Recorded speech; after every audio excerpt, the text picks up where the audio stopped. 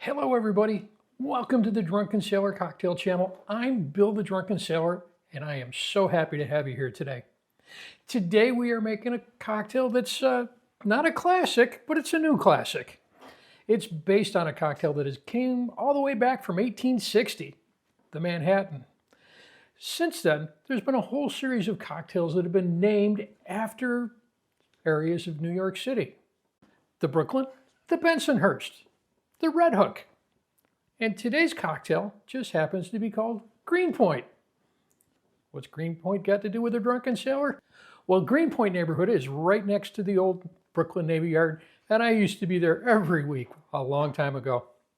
So join me, grab a seat at the bar, stick around as we make today's cocktail, the Greenpoint. Let's get pouring.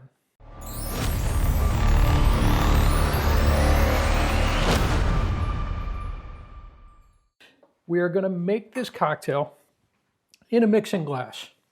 We've got a couple of really simple ingredients going in there, and the first one being Yellow Chartreuse. Now, before you go crazy on me, I know Yellow Chartreuse is hard to get. If you get a bottle, it lasts forever. But just so you don't go away angry, make sure you check the description, and you're going to see a list of potential substitutes that you can use that may be easier to find than the chartreuse. We're going to start in this with 1/2 ounce.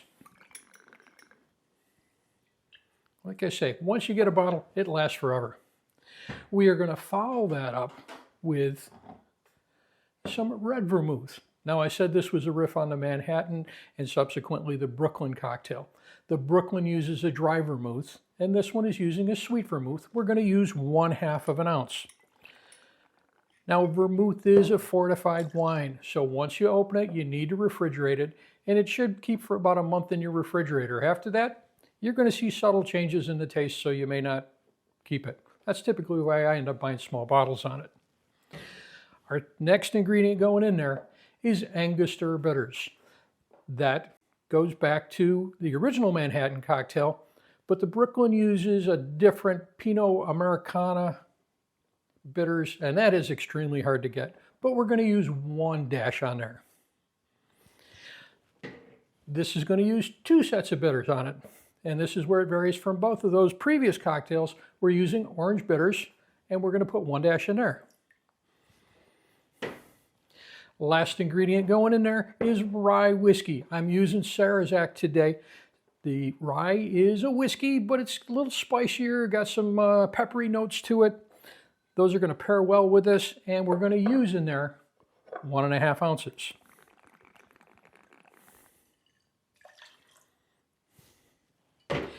This is everything I need to put in there to make it cold.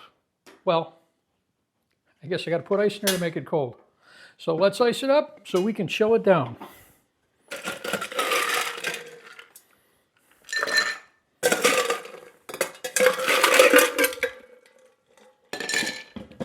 Now I'm putting quite a bit of ice in here. I'm using ice cubes. I want them a little bit smaller as I stir. This cocktail is all booze, so we're going to use our stirring to not only chill it down, but also to dilute it.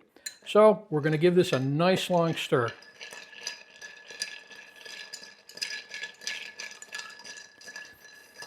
And by nice long stir, you can go 30, 40 seconds on this. So we're probably going to fast forward this, and you'll see us in a little bit when we're done.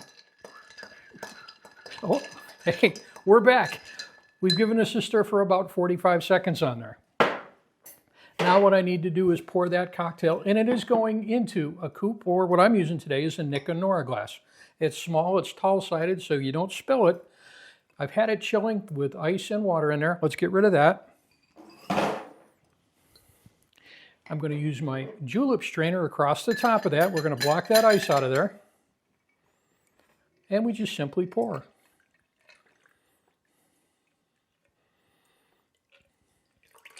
It's got a nice, rich golden color to that.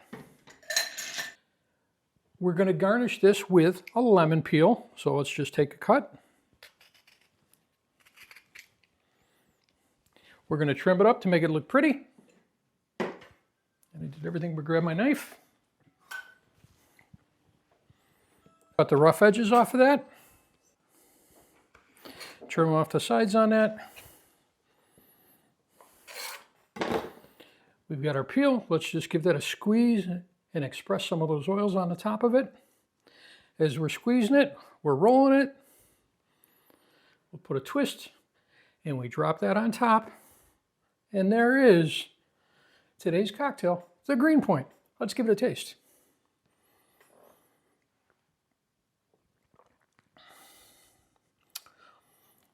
I'm on the fence about a Manhattan, but this one, that chartreuse in there really, really brightens it up. It gives us a vanilla note to it almost. A little bit of floral taste in there. This one is just absolutely delicious. If you like it, make sure you hit the like, subscribe, leave us a comment, and don't forget, check the description for those alternatives. We'll see you at the next cocktail. Cheers, everybody.